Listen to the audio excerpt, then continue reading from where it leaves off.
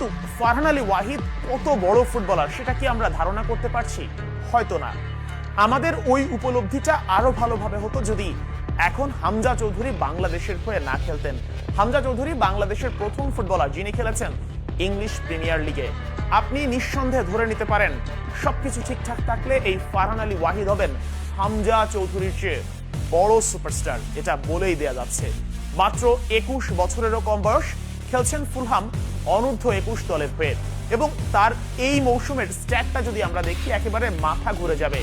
31টি match খেলেছেন, 31 ম্যাচে 12 গোল 9 assist. আপনি চিন্তা করতে পারছেন ইংলিশ প্রিমিয়ার লিগ 2-তে 31 ম্যাচে 12 গোল 9 অ্যাসিস্ট? চিন্তা করা যায় 21টা গোল অ্যাসিস্ট কন্ট্রিবিউশন 31 ম্যাচে।